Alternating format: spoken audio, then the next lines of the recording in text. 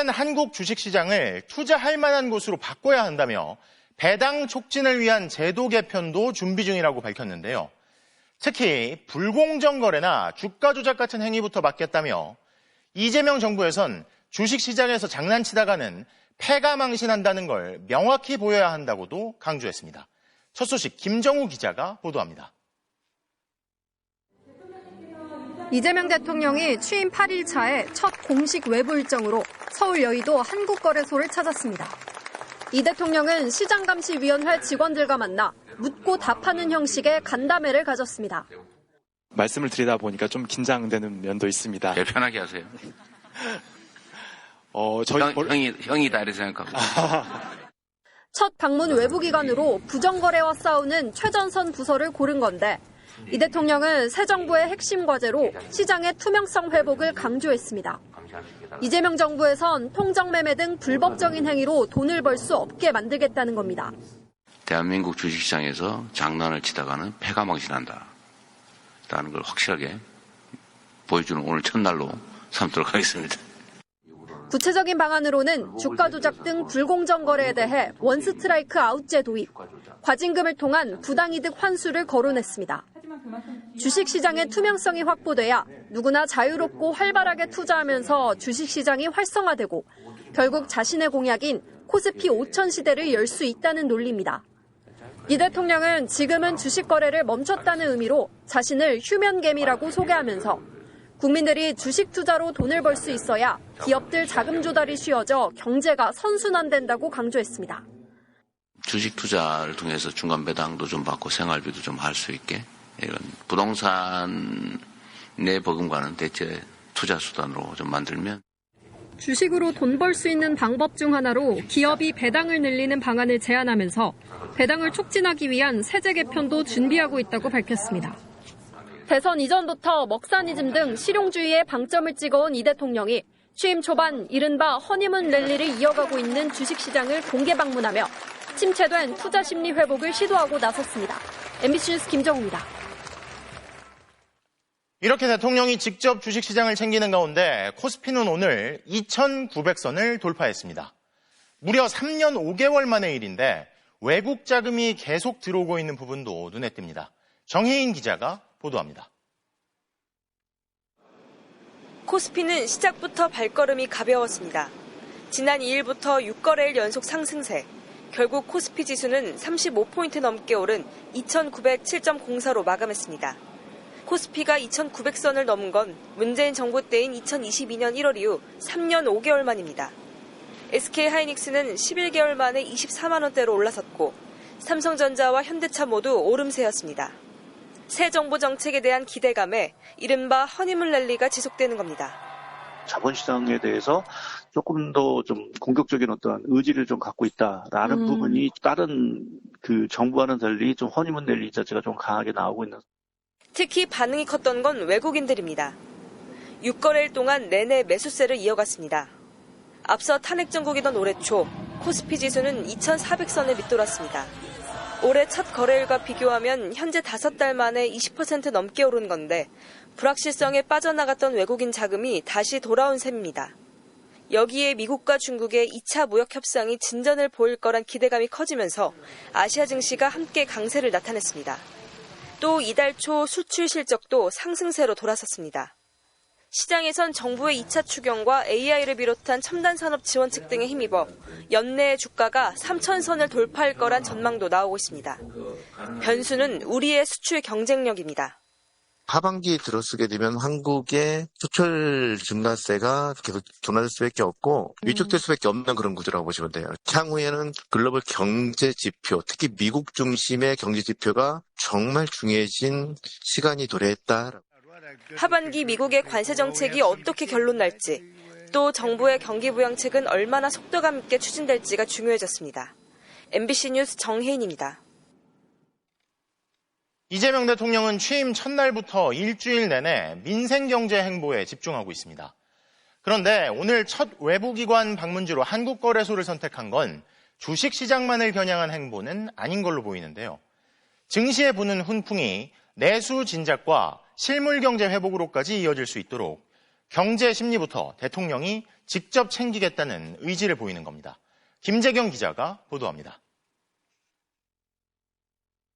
지난 6일 이재명 대통령이 국립현충원을 참배한 뒤 예고 없이 깜짝 방문한 곳은 서민들이 이용하는 전통시장이었습니다. 취임 8일차 처음 대통령실 밖으로 나온 이 대통령의 외부 일정 장소는 한국거래소. 개미 투자자들의 피해가 없도록 감독하는 시장감시위원회를 찾아갔습니다. 취임 이후 2번의 공개 외부 일정 모두 상품은 다르지만 무언가 활발히 거래되는 시장이었던 셈입니다. 새 정부 출범에 대한 기대감으로 취임일 이후 5.81% 급등한 코스피 지수를 언급하면서 대통령실 안에서도 챙긴 건 경제였습니다. 비상경제점검회의를 2차례 직접 주재했고 라면값을 언급하며 물가를 챙겼습니다. 라면 한 개 2,000원 한다는데 진짜예요? 올해 첫 추경 효과를 점검하면서 속도감 있는 2차 추경도 주문했습니다. 경제 행보는 나라 밖으로도 향했습니다. 미일 중 정상을 제외하고 해외 정상 중 처음 통화한 나라는 25조 원대 원전 수출 계약이 걸려있는 체코였습니다. 양 정상은 지난 6월 4일 체코 두코바니 신규 원전 건설 최종 계약이 체결된 것을 평가하고 이는 양국 간 경제 협력을 더욱 확대시키는 시금석이라고. 정권 초반 이 대통령이 직접 경제를 챙기는 모습을 대내외에 선보이고 나선 건 그만큼 어려운 상황에 정권을 넘겨받았기 때문입니다. 12.3 내란 사태와 미국발 관세 문제로 국내외 불확실성이 커졌고 내부 소비와 투자가 얼어붙으면서 1분기 경제 성장률이 마이너스를 기록한 상황입니다. 이 대통령은 다음 주 캐나다에서 열리는 주요 7개국 G7 정상회담에 앞서 이번 주 안으로 이재용 삼성전자 회장 등 주요 그룹 총수들과 경제단체장을 만나려고 일정을 조율하고 있습니다. 임기 초반 국정동력이 강할 때 추경을 집행하고 경제계의 협조를 얻어 민생경제의 회복 불씨를 살려야 이후에도 각종 정책의 추진력을 얻을 수 있다는 판단이 깔린 것으로 분석됩니다. MBC 뉴스 김재경입니다. 정부와 여당은 내수경기 회복 등을 위한 민생회복지원금 준비에도 박차를 가하고 있습니다. 추경을 통해 25만 원을 일괄 지급하는 걸 기본 방침으로 검토 중인데요. 다만 2차 지급부터는 사회적 약자에게 지원금을 선별해 지급하는 방안도 유력하게 고려하고 있습니다. 홍신영 기자입니다. 전 국민에게 민생회복지원금을 지급해야 한다는 건 이재명 대통령의 오랜 핵심 정책이었습니다. 벼랑에 놓인 민생 경제 회생을 위해서 특단의 긴급 구호 조치를 서둘러야 합니다. 이 대통령은 국민 모두에게 1인당 25만 원의 민생회복 지원금을 지급하고 취약계층에겐 1인당 10만 원을 추가 지원하겠다는 입장을 밝혀왔습니다. 하지만 정부 취임 이후 세수 여건과 재정 부담에 대한 우려가 제기되면서 여당 내에서조차 선별 지급해야 한다는 목소리가 나왔습니다. 그런데 인수위 역할을 하는 국정기획위원회가 당초 공약대로 전 국민에게 보편 지급하는 방안을 유력하게 검토하고 있는 것으로 확인됐습니다. 다만 2차 지급부터는 좀 더 필요한 대상을 줄여 지급하는 방식을 고려하고 있습니다. 경제 여건과 시장 상황이 생각했던 것보다 훨씬 심각해 극약 처방이 필요하다는 겁니다. 코로나로 인해서 이제 민생이 많이 안 좋아져 있었기 때문에 이것들을 지난 정부에서 사실은 대단한 각오를 가지고 했어야 되는데 지난 정부에서 그 부분을 좀 놓쳤습니다. 그 덕에 이제 더 어려워졌고 여기에 문재인 정부 시절 코로나 확산으로 소비가 침체됐을 당시 지역화폐로 전 국민 재난지원금을 지급해 골목 상권이 살아난 사례도 영향을 끼친 것으로 보입니다. 지원금은 특정 지역에서 쓸 수 있는 지역화폐로 지급될 가능성이 높습니다. 지역화폐라고 하는 게 주어진 시간 동안에 어떤 데서 소비를 하라 이제 이런 것들을 장려하고 권장하는 그런 정책이잖아요. 그러면 거기에서는 명확하게 효과가 나타납니다. 다음 주 월요일 출범하는 국정기획위원회는 앞으로 60일간 대통령이 국정과제를 세우게 되는데 민생과 경제 회복에 초점을 맞출 것으로 보입니다. MBC 뉴스 홍신영입니다. 지난 윤석열 정부에서 접경지역 긴장을 고조시키며 북한의 도발을 유도하는 수단으로 사용된 것 아니냐는 지적을 받아온 이 대북 확성기 방송이 오늘부터 전면 중지됐습니다.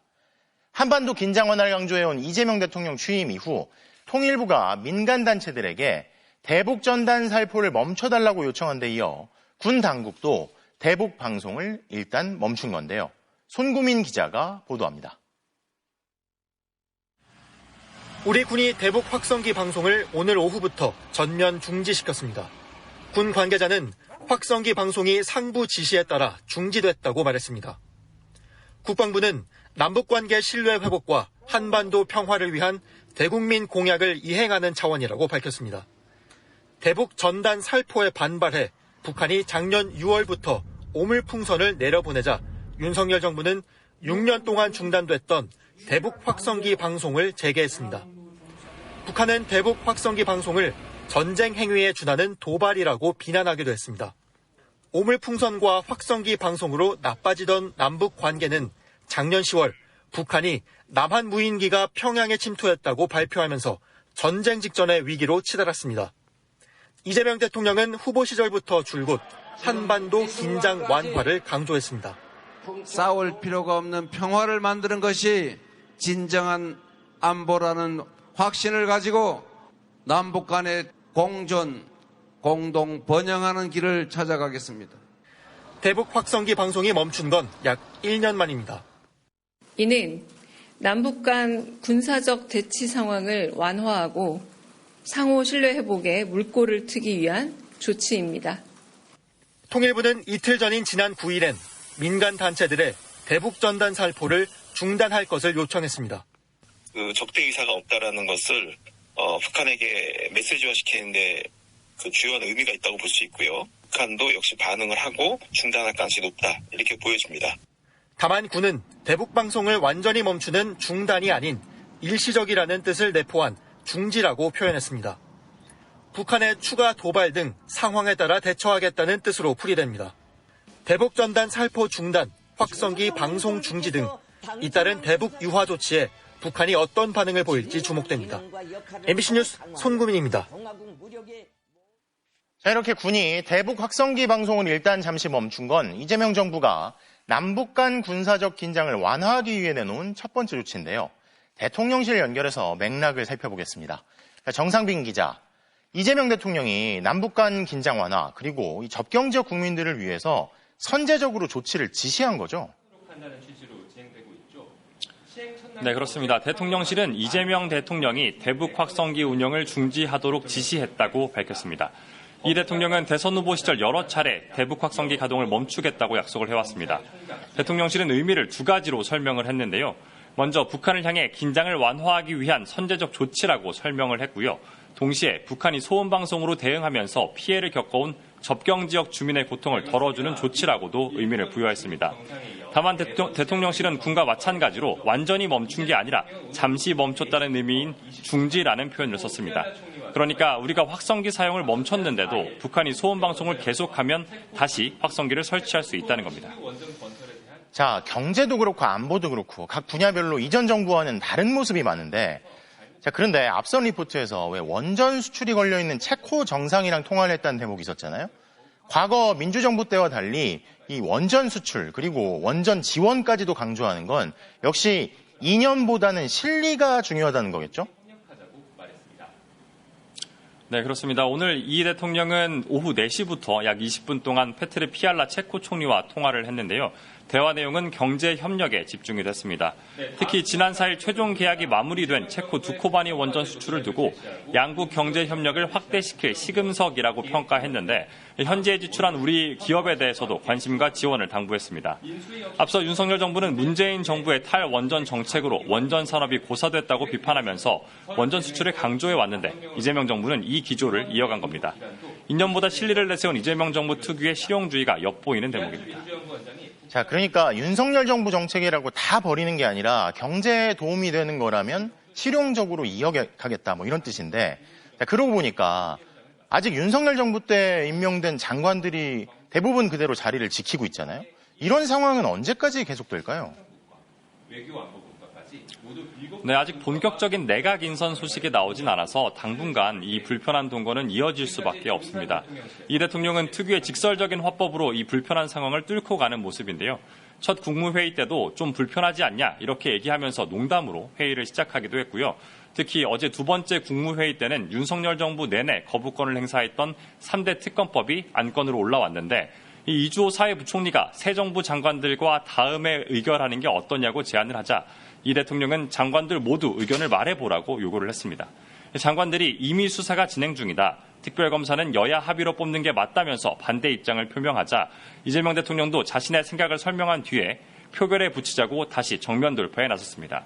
장관들이 실제 반대 표결까지 하지는 않으면서 3대 특검법은 무리 없이 의결됐습니다. 지금까지 대통령실에서 MBC 뉴스 정상빈입니다.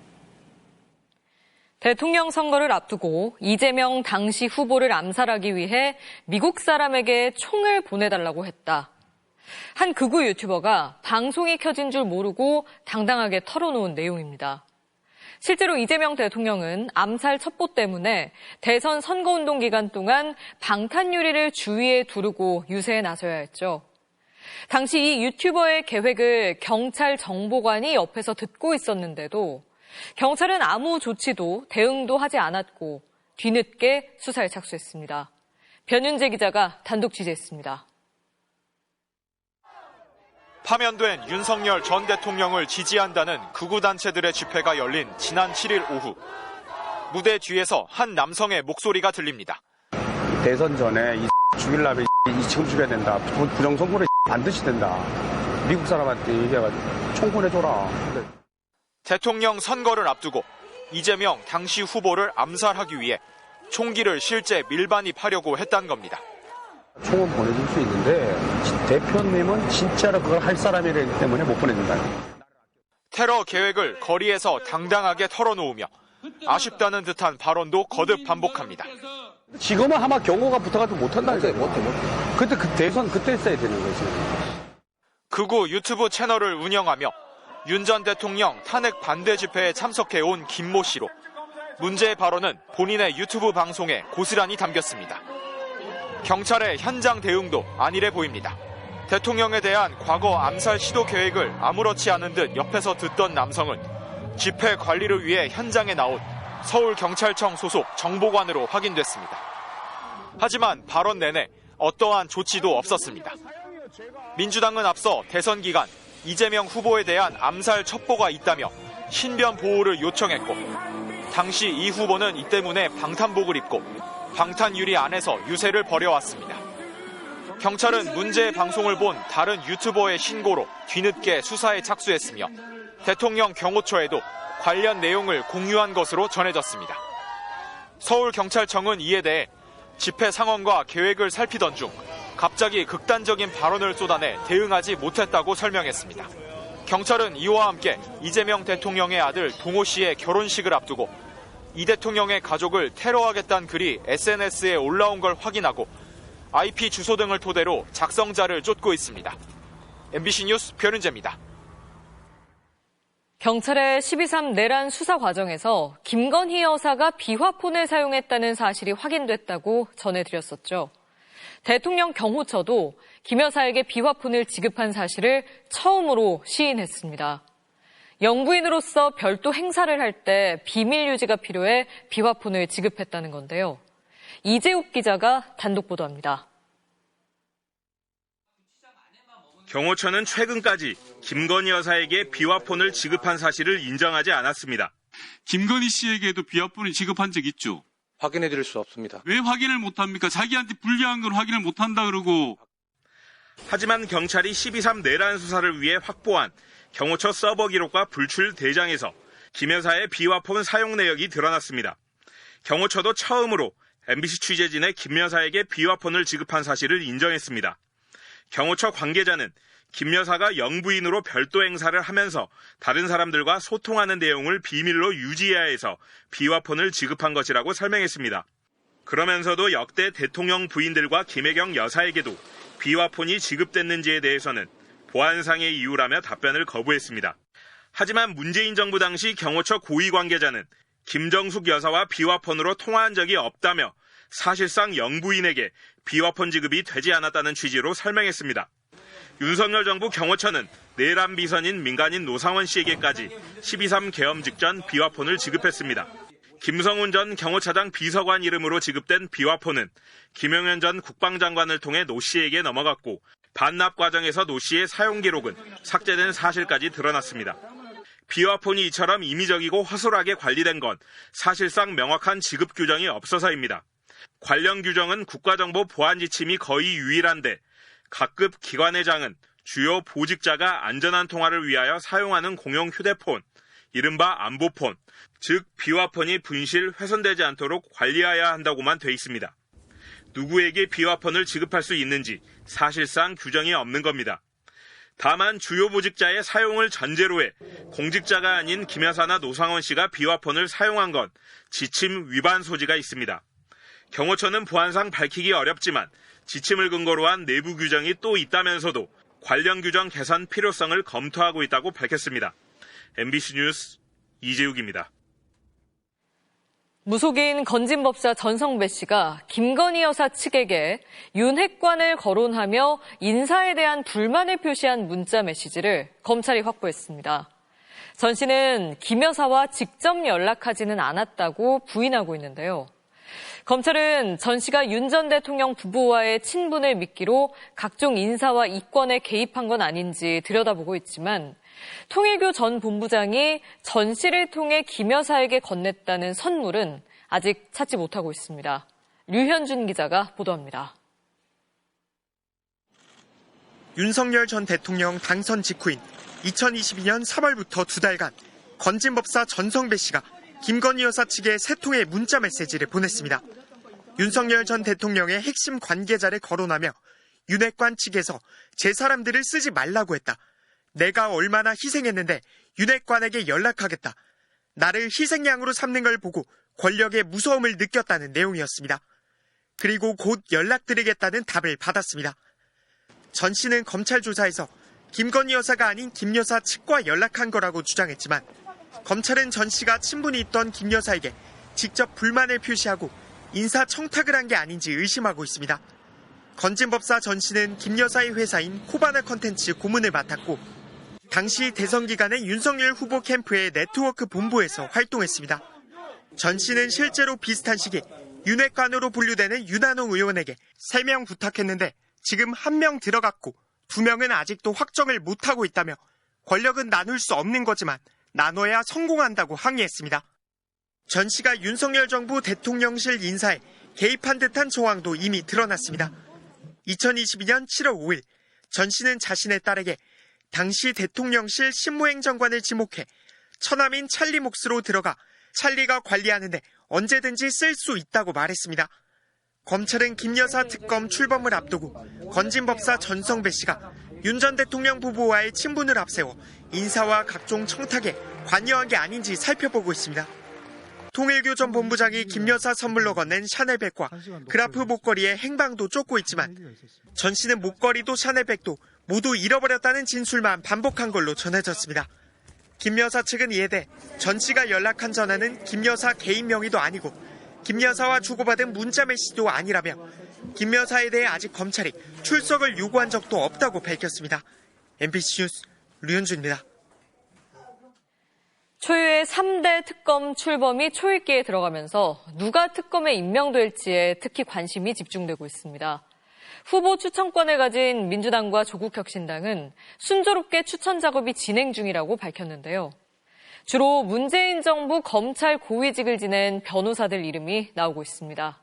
구나연 기자입니다. 특검 후보로 문재인 정부 시절 검찰 고위직 출신 인사들이 거론됩니다. 서울중앙지검장 시절 김건희 여사가 연루된 도이치모터스 주가 조작 연루 의혹 사건을 지휘한 이정수 변호사, 서울 남부지검장을 역임한 심재철 변호사, 부산고검 차장을 지낸 김양수 변호사입니다. 윤석열 정부 출범 이후 좌천성 인사를 겪고 옷을 벗은 공통점이 있습니다. 윤석열 검찰총장 당시 검언유착 의혹과 판사 사찰 의혹 등을 감찰하며 검찰 수뇌부와 대립각을 세웠던 판사 출신 한동수 전 대검 감찰부장, 지난 1월 초 감사원장 직무대행 시절 부실감사 비판을 받은 관저 이전 의혹 감사 결과에 대해 직권 재심의 검토를 지시했던 서울고검장 출신 조은석 전 감사위원 이름도 나옵니다. 이들 외에도 문재인 정부 때 검찰총장 후보로 거론됐던 인물과 법원장 출신 변호사도 거론됩니다. 이들 가운데 더불어민주당의 특검 제의를 받은 인물도 있는 것으로 파악됐습니다. 특검 후보 자격 요건은 15년 이상 법조계 경력을 가져야 하고 정당 가입 이력이 없어야 합니다. 겸직도 허가되지 않아 변호사라면 재판이 끝날 때까지 변호사 업무를 할 수도 없습니다. 요건이 까다로워 적임자를 찾기 어려울 거라는 관측과 윤석열 전 대통령의 거부권을 여러 차례 거치면서 후보군이 이미 많이 축적됐을 거라는 관측이 엇갈립니다. 민주당 안에서는 이번 주 안에 이재명 대통령에게 후보 추천을 할 수 있을 거라는 전망이 나옵니다. 신속하게 한다고 하면 다음 주 초에 특검이 이제 임명이 될 가능성이 크고. 민주당과 조국혁신당이 내란, 김건희, 최상병 3대 특검마다 각각 한 명씩 후보를 추천하면 이 가운데 이 대통령이 한 명씩 임명하게 됩니다. 특검은 이후 특검보 임명 등 수사팀 구성과 사무실 확보 등을 위해 최장 20일 준비를 거칩니다. 이를 감안하면 다음 달 초부터 본격 수사가 시작될 것으로 보입니다. 파견검사 120명 등 3개 특검의 수사 인력이 다 합쳐 600명에 육박하고 수사 대상도 총 35개로 광범위한 상황이라 수사를 총지휘할 특검 임명이 수사의 성패를 가를 것으로 보입니다. MBC 뉴스 구나연입니다. 더불어민주당 의원들이 검찰청을 폐지하는 검찰개혁 방안을 내놨습니다. 검찰이 가진 수사권과 기소권을 완전히 분리하겠다는 게 핵심인데요. 국민의힘은 민주당 주도의 적폐청산 시즌2 복수정치라고 날을 세웠는데 민주당은 3달 안에 법안들을 처리해 신속히 검찰개혁을 완수하겠다고 자신했습니다. 김상훈 기자입니다. 문재인 정부 중반이던 지난 2020년 12월 말 더불어민주당은 검찰청을 없애고 공소청을 신설해 기소를 맡기는 법안을 발의했습니다. 검찰을 민주적으로 통제할 제도적 장치는 거의 없었습니다. 진정한 검찰개혁은 집중된 권한을 분산시키는 것입니다. 문재인 정부의 검찰개혁에 검찰은 거세게 반발했고 선봉에 섰던 윤석열 검찰총장은 이를 발판으로 차기 대권을 거머쥐었습니다. 민주당의 검찰개혁은 유야무야됐습니다. 민주당 의원들이 4년 6개월 만에 다시 검찰청을 없애는 법안을 들고 나왔습니다. 민주당과 정치검찰의 싸움을 진짜 끝내야 할 때가 됐다. 그리고